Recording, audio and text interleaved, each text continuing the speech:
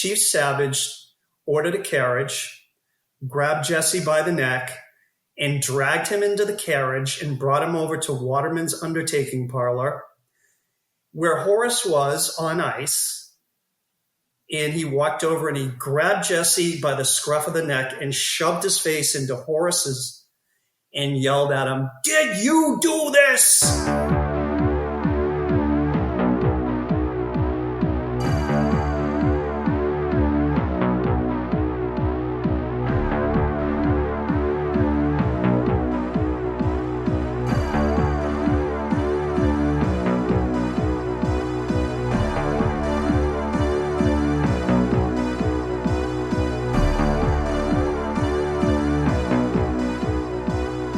In today's episode of Crawlspace, we speak about one of the youngest serial killers in American history, and we speak with return guest Christopher Daley. Lance, what'd you think of this conversation? It's always great to have Chris Daley on because he is such a wealth of information, and his expertise is right in our wheelhouse of topics here on Crawlspace. When we deviate from the modern true crime topics or the modern true crime storylines that are happening right now, we have to go back in history here, all the way back to the early 1900s. The person that you spoke about here, Jesse Pomeroy, was born in 1859. He's also known as the Demon, the Red Devil, the Boston Boy Fiend, and the Boy Torturer. He is a real character, and this was quite a conversation, with Mr. Daley. I loved it. What'd you think? I loved it as well. It's definitely really interesting, and it seems like catching him as early as the authorities did probably prevented multiple murders. And yeah, it's always great to speak with Christopher Daley. You can check out everything he's got going on at his website, daileyhistory.com, and that's DALEY. Okay, so please follow us on social media at Crawlspace Podcast or Crawlspace Pod. All right, we're going to break real quick for commercial, and we will return with Mr. Christopher Daley to regale us with the story of Jesse Pomeroy, the Boy Fiend.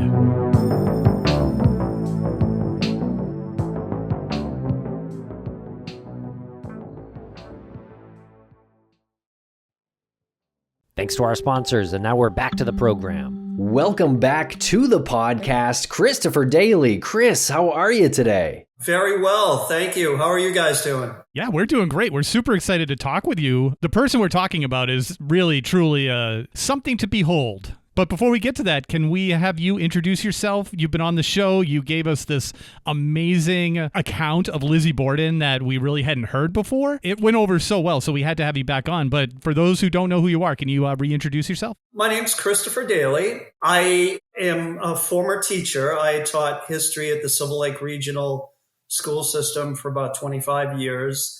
And concurrently with that, I had a career as a public speaker, still have a career as a public speaker.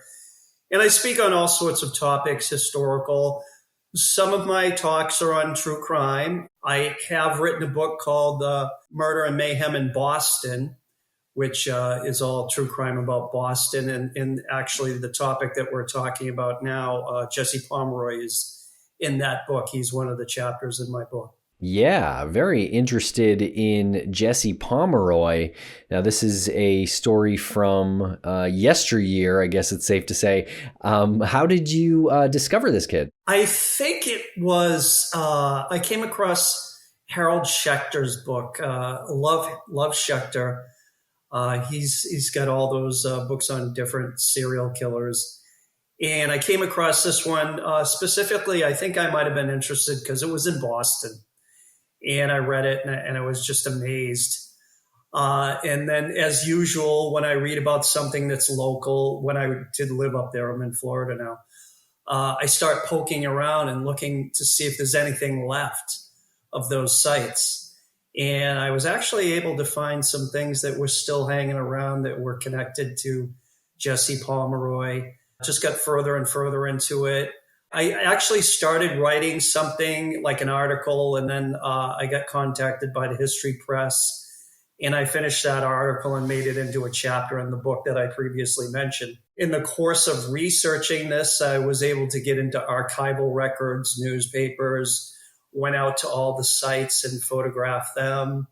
So it's a little bit more in depth than Schechter did. I don't think he sent a research assistant out to Boston. They did all the work. And I was actually able to find some information that he didn't have in the book, and to go to some of these sites and photograph them. Very cool. I have 2 points to bring up before we get into the story.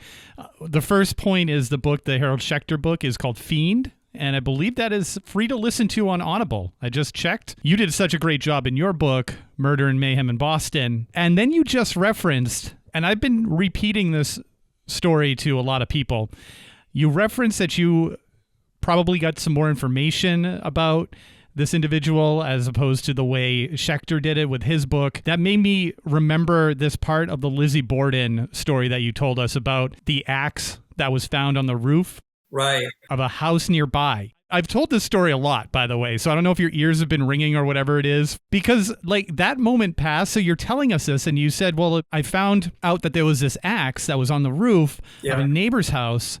And I started to wonder, like, was this the actual axe? And then it occurred to us, like, wait, how did you even find that information? And then you found that from another article, right? Pouring through old newspaper files. And this was actually before the internet. I was in the Boston Public Library going through the microfilm, came across that. And that was like a year later, too. There must have been like a memorial. It's been a year since Lizzie article. You just start reading and you go off track looking at those old newspapers. And I was like, I came across this article about this hatchet that they found about a year later on top of the shed of the neighbor's house. And there was all sorts of speculation about it. And then I just followed it in the papers and it just dropped out of sight. It doesn't say where that hatchet went, nothing. So that's like one of those mysteries that's lost to time. That moment was great, though, because that was like an actual break in a Lizzie Borden case. Yeah.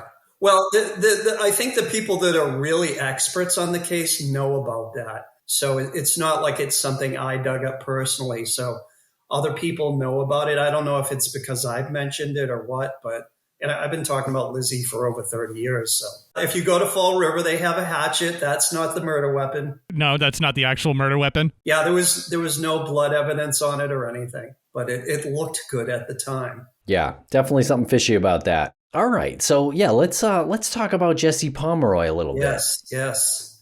Jesse Pomeroy. I guess you could say Schechter calls him the America's youngest serial killer. It started as attacking young boys. Jesse lived in Chelsea, Massachusetts, and Jesse himself was 11 years old, and he just started abducting these young boys. The oldest was 7, the youngest was like 5, and he'd just take them to areas and just torture them.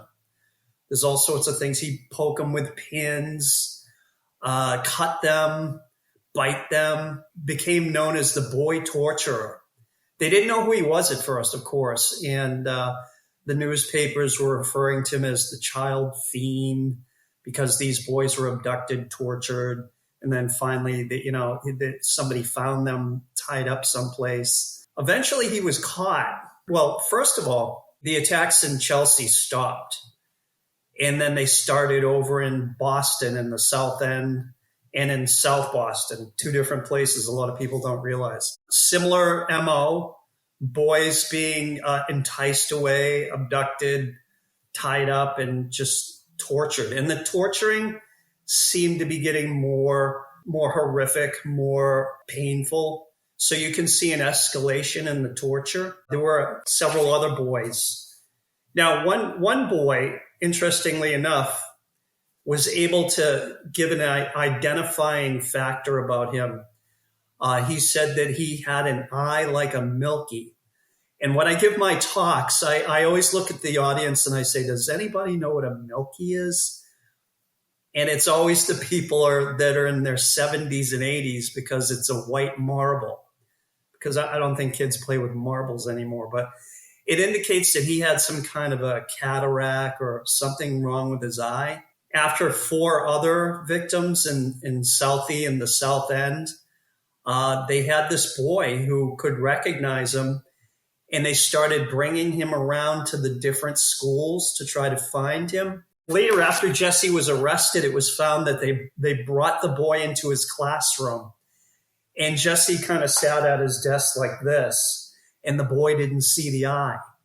So they thought they had gone through all the schools, thought that they didn't find their boy, the boy torturer, the boy fiend. This boy, his name was Joseph Kennedy, that was brought to all the schools, was brought back to Station 6 in South Boston.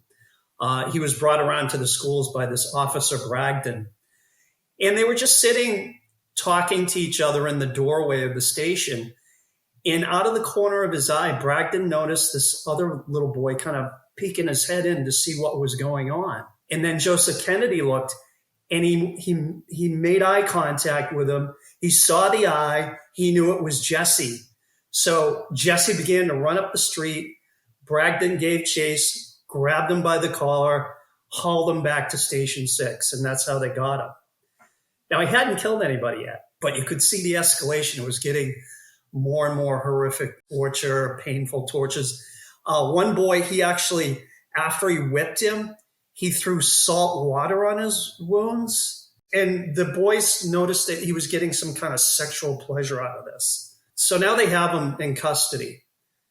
And he's brought in, and he denies everything. And they put him in the jail cell. And what does he do? He goes to sleep. Well, he's 11. He's 11 years old, right? Like, he needs his nap time. He's just in the cell. And they bring boys in, and one after one, they identify him. So those boys that identified him were the ones that he tortured. And can you just take us through a little bit more of how he would do that? What exactly would he do? He would entice them with candy or something. One boy, he said that there was a band playing over the hill and to follow him. Another said there was a man who had some money for him to run an errand, and would he follow him? Classic predatorial enticement. And this is before the days when your mother said, don't take candy from strangers, you know. That's how he did it. And then he'd subdue them, tie them up somehow, and then he just had at them. But he let them live. He threatened them that if they told anybody, he would kill them. And obviously he didn't. One boy, he threatened to cut off his penis. Finally, they caught him. And he was brought before magistrates, and he's 12 years old. And the decision was to put him in a reform school, Westboro Reform School. And he was sent there until his majority, which was to be 18. The only thing was he was let out after about a year because his mother kept writing letters, and there were excuses made and all these things. He was an angel in the reform school, didn't do anything. There were only a few little indications, though. After all the murders we're going to hear about, the 2 murders, he was brought to trial for that. And one of his teachers said, one day we were out in the garden, and there was a gardener stake. And Jesse had a rake, and he went over and just made mincemeat of that snake. Pummeled it to death, and he had this look of glee on his face. And I should tell you that prior to all this, there were a few incidents of animal torture too. He killed some of his mother's birds. He was found torturing cats in the neighborhood. You know, the triad, that's one of the legs of the stool. So he's showing definite signs here of sociopathic, psychopathic behavior. So he was sent to reform school. And then, as I said, they let him out and didn't tell anybody. How old is he when they let him out? It was just a year, so he was 13? It was just a year. And by this time, his mother, she had set up shop in South Boston, and she had a dress shop on Broadway in South Boston. And I think I said I found the dress shop, and it looked like it did in the 1870s. It was amazing. I've been there since, and they've redone it with vinyl siding. It doesn't look anything like it did back when I took those images. In fact, I went in, I wanted to see if the people who lived it, or actually there was a business there. Some people from India were running a sewing machine business in there. And I walked in and I asked them about it. They had no idea what I was talking about, of course, but one of the murders occurred in that basement down there. We'll talk about that. So he's released. Shortly after he's released, very shortly, a little girl called Katie Curran goes missing. The last they heard was that she needed a pad of paper and that she was headed over to Pomeroy's because it was not only a dress shop, but his older brother had kind of like a newsstand there too. When the police arrived, Ruth Pomeroy said she hadn't seen her at all and she just went missing. The mayor of Boston even put out an ad in the paper offering a reward for any information. And she was just like all these stories we hear today, just missing, gone. Shortly after that, they found the body of Horace Millen. Now, if you've ever gone down the Southeast Expressway, you know the gas tank, the Ho Chi Minh gas tank over there in Dorchester. I always say to people, when you go by that and you look at the beach right next to it, you're never going to think of it the same way ever again, because that's where Horace Millen was found. And the torture was terrible. His body was all mutilated. I'll read to you. I printed out the details. This is pretty graphic. The throat was cut almost ear to ear. The skull was slashed with heavy knife wounds, numerous stabs and cuts, including through the right eye. The torso was stabbed repeatedly in the chest and abdomen. Estimates ran 15 to 18 separate knife wounds, and the genitals had been slashed and mutilated, and the hands showed defensive wounds indicating that the little boy fought. He was only 5 years old, Horace Millen, and two boys walking on the beach found his body in a clam pit that had been used previously, and they called the police. Now, the thing is, when the police came, they had no idea who did this. They looked for evidence. They saw two sets of footprints, the young boy and an older boy, they could tell.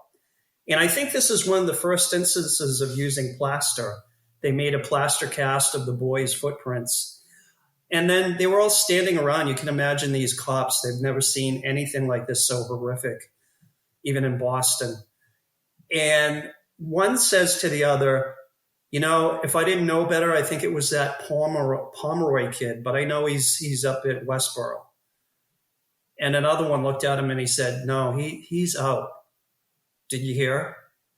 Because it was more like whispered in the neighborhood than an official notice that he was out. So they went directly to their house, went in, found him.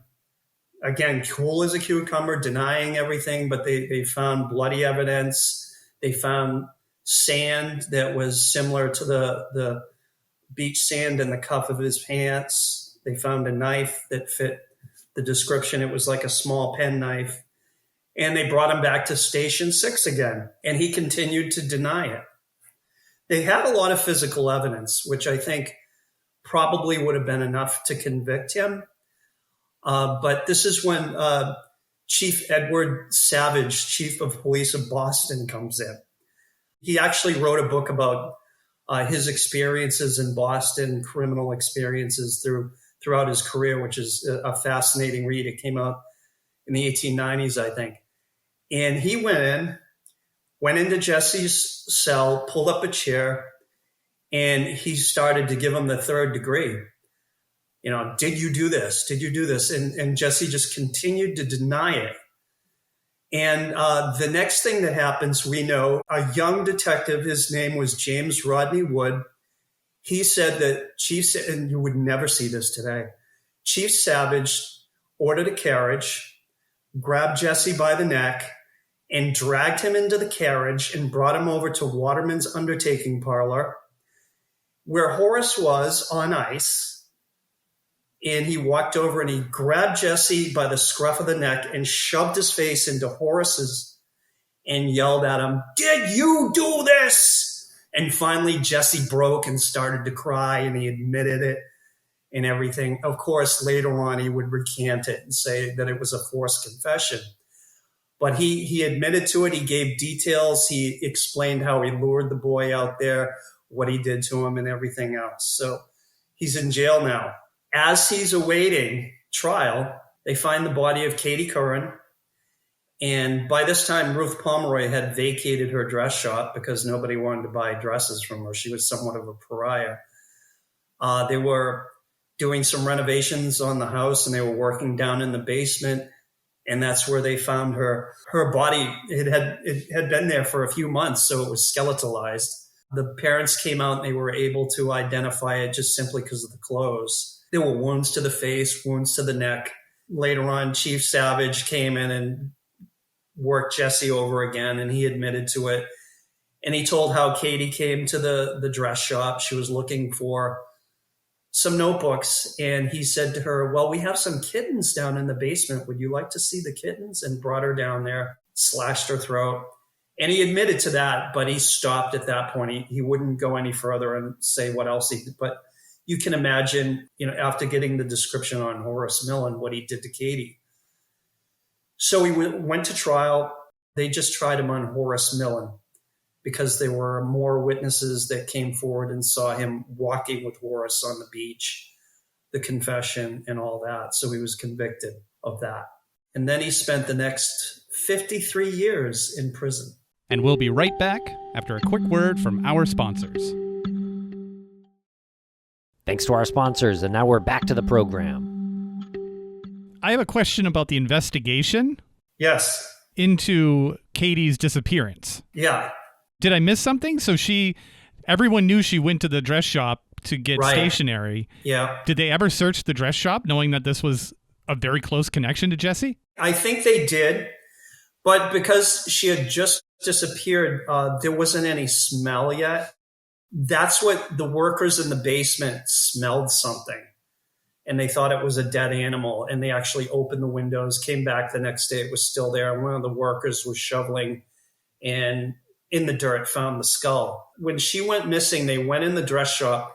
It's kind of unclear to me whether some of the police knew that Jesse was out by that time, because you think he'd be a prime suspect, but that really wasn't his MO. You know how he liked boys. He wasn't attacking girls, but it seemed to be a crime of opportunity in this case. I'm not sure they knew that he was around, but they did go through the dress shop and couldn't find anything at that point. And in your opinion, when he started breaking down and crying and confessing to the murder, do you think that was him playing the system a little bit? Do you think that he just did it to get out of the situation and realize later, like, I can say that I was bullied into it? I think so. I think he was bullied by Chief Savage. He took those measures to break him out of his, cockiness. He was being very cocky and saying, how do you know I did it? Prove it. Things like that. And I think that just really ticked Savage off, and he went down and did what he did, which wouldn't stand up in court today. He'd probably be charged with police brutality and child abuse. You mentioned that Jesse's mom was kind of a pariah in town. Can you explain a little more about her reaction? And did people think that she might have known something? That's a great question. I have always thought she had some inkling, because when those attacks in Chelsea started, that's when she moved to South Boston. I should say also she was divorced from Jesse's father as well. They came to South Boston, and then the attacks started again. I think she must have known or had some idea, but she was a staunch defender of him as long as she lived. She got him out of Westboro, and she attempted to get him pardons. It was a case of, it's not my boy. He's such a good boy. I think she was a mother and had those blinders on, even though she was faced with all these facts. Did I miss the part where we find out what happened to his dad? Did I miss that? Where's his dad? His dad was an alcoholic, abusive. His method of punishing Jesse was to take him out to the shed, strip him naked, and whip him. Very similar to what Jesse was doing to these young boys. So again, when we look into the pathology, somehow pain and sex is co-joined, and that's where you get this kind of killer that early on he learns that there's something connected with this. So he was like he was reenacting what his father was doing to him in the shed with some of these boys. And eventually, I think he just became so abusive that Ruth left him. Sometimes she'd have moments of lucidity. She said that maybe it was because when she was pregnant, she'd go to his job and he was a butcher. He worked in a meat cutting house or something. And she thought that had some influence on Jesse. He also had seizures. Jesse had the seizures? Yeah, he had seizures.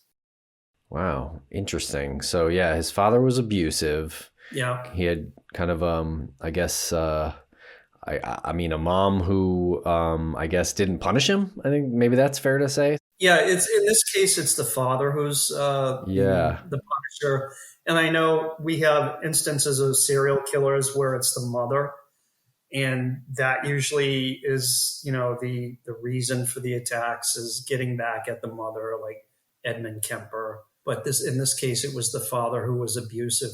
And at that age, 11 years old. What happened to the dad? Did he die? They divorced. I'm not sure if it was before the killings started in Chelsea or afterwards, but they were together in Chelsea, and then Ruth left and went to South Boston.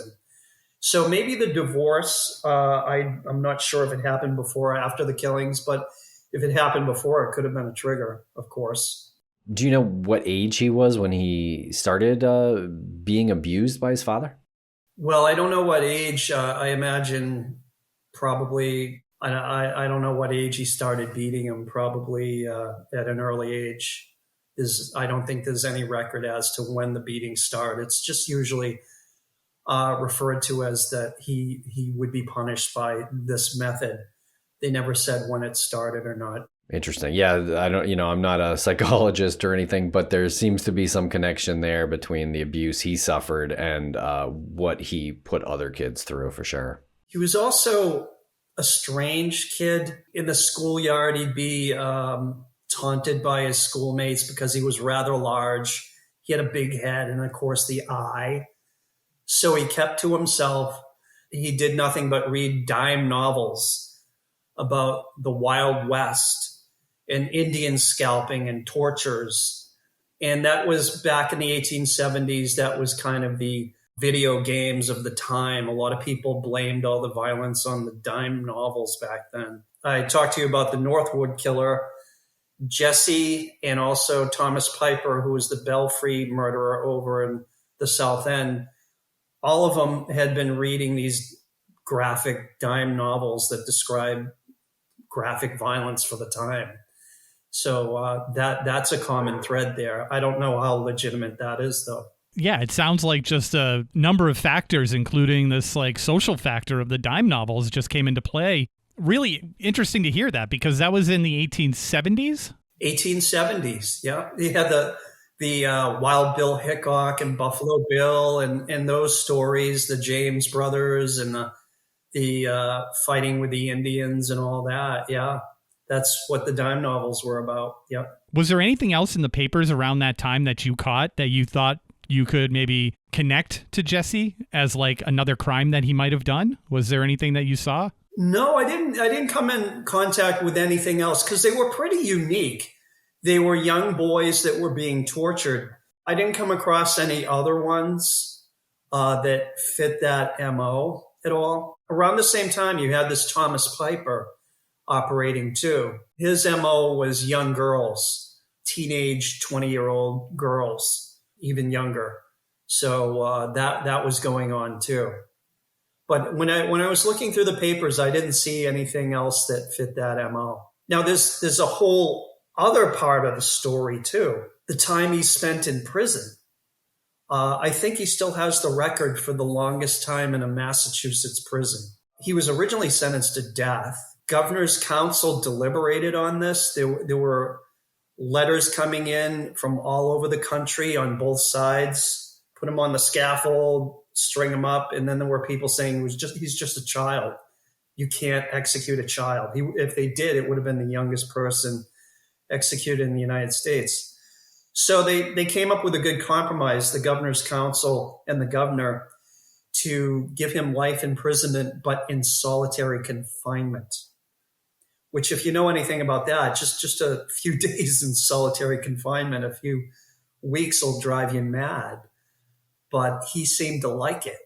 He spent 43 years in solitary confinement, made, I think, 12 breakout attempts, which, if you read about that, some of them are pretty ingenious, but he always got caught. And finally, when he was, I think, in his 60s, the warden came down and said, look, Jesse, I'll make you a deal. If we let you out in general population, would you stop with the breakout attempts? And he agreed to it at first.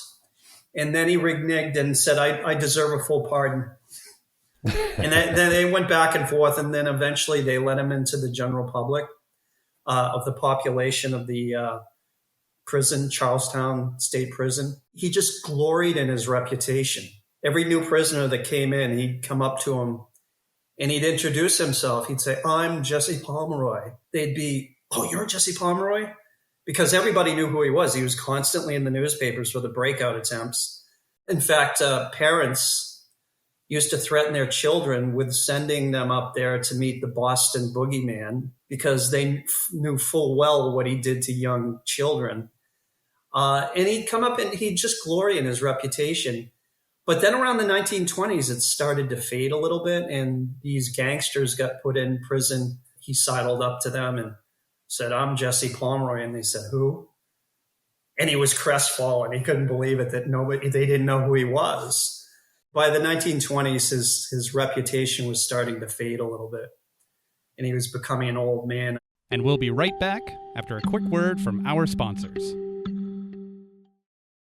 Thanks to our sponsors, and now we're back to the program. The information that you sent us is chock full of current stuff, stuff that's like from, maybe the 80s and 90s of locations where Jesse would frequent. Like you said, his mom's dress shop is something different now, but the exterior, like everything looks pretty similar. And then him as an adult, like Tim and I were looking at that and we were just like, that's him? And it's just shocking how many pictures there are of him and how happy he looks. Like, he doesn't look upset. He doesn't look like a criminal. He looks like an old filmmaker. Yeah, and they have one where he's with a camera. Yeah. And he wrote poetry. He taught himself a few different languages. He wrote his autobiography, which you can find online. It's interesting. In his autobiography, of course, he's innocent. Oh, okay. Yeah, I was going to ask. So he did a lot to better himself, so to say, in prison as well. But he loved the attention. He loved it. When he was in the reform school, another thing he would do is if some of the kids got in trouble and they got beat up by the guards or whatever, he'd ask them, what did they do to you?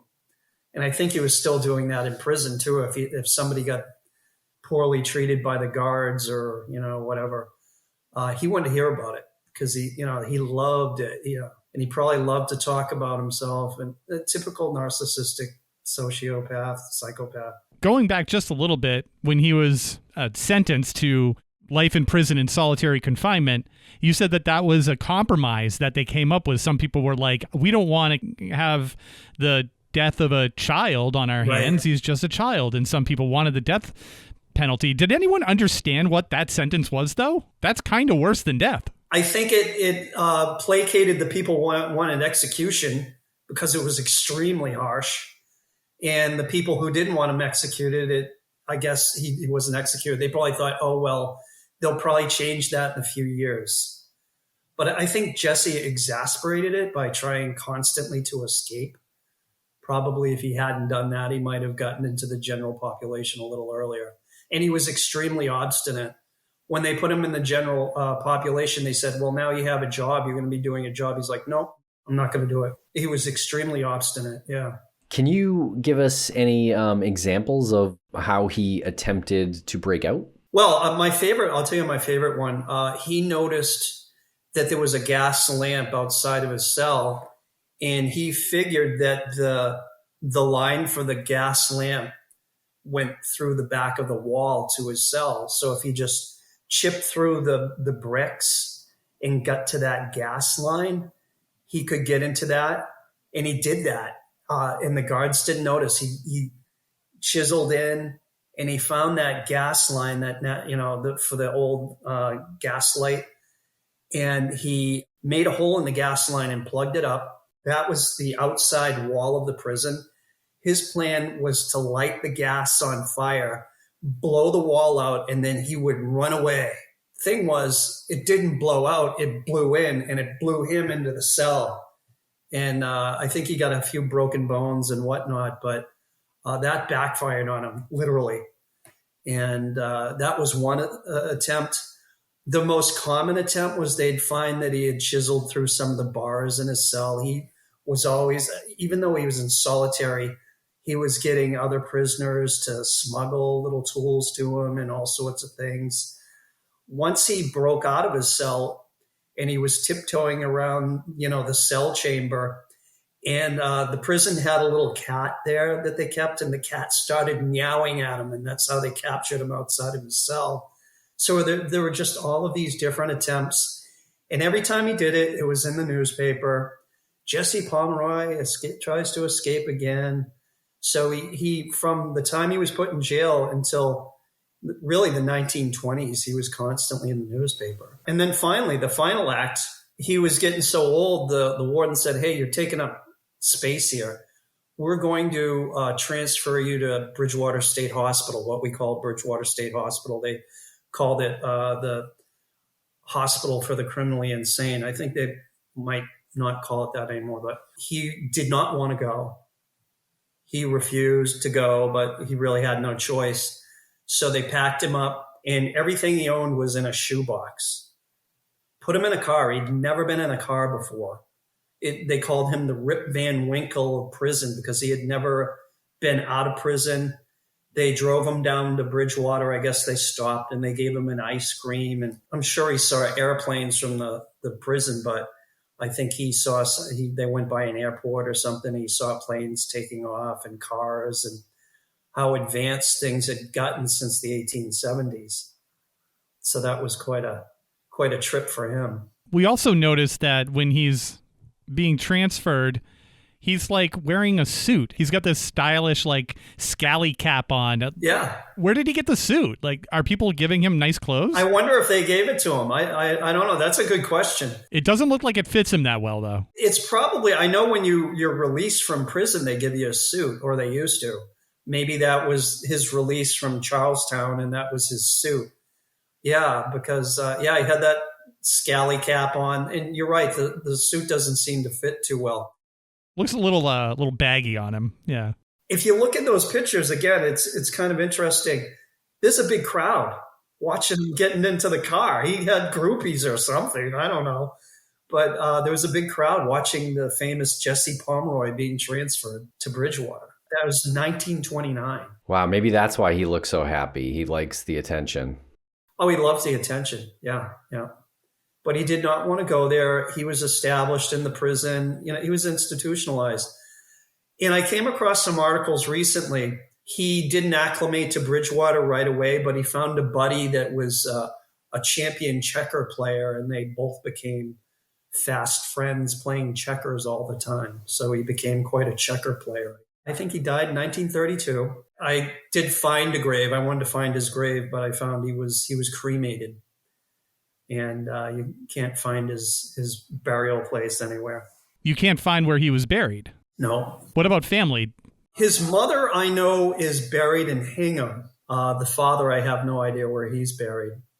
And Jesse did have a brother, and I've never looked into where he was buried. But that's interesting to find that. Did he die in Bridgewater? Yes, he died in Bridgewater and 58 years in the Massachusetts penal system. Wow. How old was he then? So he was like 70? Oh, good question. I think he was in his late 60s or 70s. Yeah, early 70s. What a wild existence. Right. All those years in prison in one room. They say that's enough to drive somebody mad, but I think he was already mad, so he was already there. Was he suspected in any other missing persons or murders? No, I've never come across that he was suspected in anything else. But if he hadn't been caught, I think he would have kept going, obviously. I know the official thing to be a serial killer is 3 deaths, but he never reached that. But he was moving quickly. I think he would have probably done a 3rd one within a few weeks. You see a lot of these serial killers, especially the rapists, when they get caught and then they go to jail. And then when they get out, they don't leave witnesses anymore. So it seems that he learned that lesson. Do you have any examples of his poetry? I wonder if you Google it, if you could find some. Because I know his autobiography, it was online. I don't know, you know how things go away. It was online there for a while. But that's a good question, too. Yeah, he had poetry.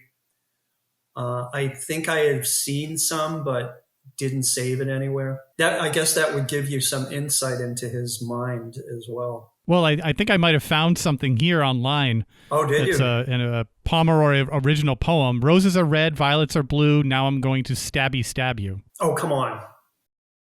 Is that real? No. Oh, okay. Yeah, you said there was something on Amazon, right? What is autobiography? It's on Amazon now? Selections from the writings of Jesse Pomeroy. Oh, yeah. Yeah. Oh, you have to pay for it? Who's getting the royalties on that, I wonder? Right? Who's getting royalties on this? Yeah. Somebody must have bought the rights to Jesse Pomeroy's poetry. Oh, yeah. It's $34 or $25 for the paperback. I'll bet you if you go onto archive.org, you might be able to find something that's no charge. Probably almost in the public domain. This is a really interesting story, Chris. Yeah. Thank you so much for telling us about him. Is there anything else about him that you'd like to tell us? I did want to tell you about James Rodney Wood. He was the young detective with Savage at the time, and he left the department shortly after and formed the Wood Detective Agency. And years ago when I was doing research, I went up to Harvard Law School Library and I was poking through his files, which are very, very interesting. And I came across that mugshot that I shared with you. That is the mugshot that is the basis for that lithograph that's all over the internet. And nobody has it. Now you guys have it, so you can share it with everybody. But Detective Wood's papers are now online. If you Google Harvard Law School Library, Detective Wood's papers, and his son was a detective too, and he had his own career. And there's all sorts of pictures of crime scenes and history of killers in New England going back, way back to the 1860s.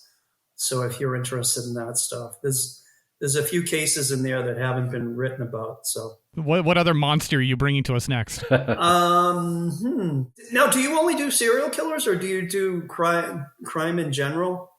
Because I've got a lot of true crime that isn't. Oh, yeah, we do it all.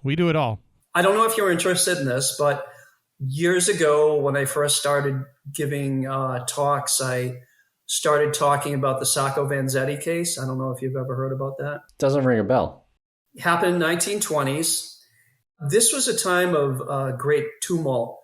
In the 1920s, we weren't afraid of terrorists like we are now. We were afraid of anarchists, which were doing about the same thing, blowing up stuff here and there.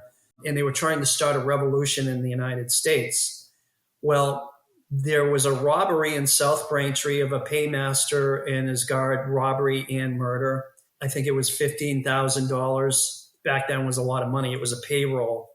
And long story short, these two men, Nicola Sacco and Bartolomeo Vanzetti, were arrested and brought to trial for this robbery. And it turns out that they were Italian immigrants and they were both anarchists. And they belonged to probably the worst anarchist group in the United States. They were responsible for bombings all over the place. But as to whether they were guilty for the robbery and the murder of that paymaster has always been debated. Many people feel that they were railroaded simply because they were Italian and anarchists. And eventually they ended up in Charlestown State Prison, just where Jesse was, and they got the electric chair in 1927. So that's quite a case unto itself. A lot of political stuff going back and forth with the anarchism in the 1920s and all that. So I don't know if your audience would be interested in that. It's not too much gory and stuff. It's more political. Yeah, it's interesting. Definitely. Yeah, and I know Bonnie and Clyde too. You have a presentation. That would be a good one, I think. Yeah, if you want to talk about Bonnie and Clyde, that's good too. My wife and I decided to do a road trip, and we visited all the Bonnie and Clyde sites where they lived, some of the banks they robbed, their hideouts. Yeah, we met a lot of interesting people down there in Louisiana, Texas. We went up through Oklahoma, Missouri, Illinois. They did the whole Midwest. We also went down to where they got ambushed in 1934, which was very interesting. It's out in the middle of nowhere, Louisiana. Well, thank you so much for spending some time with us here today, Chris. This has been a lot of fun. Fun for me too. It's good to see you guys again.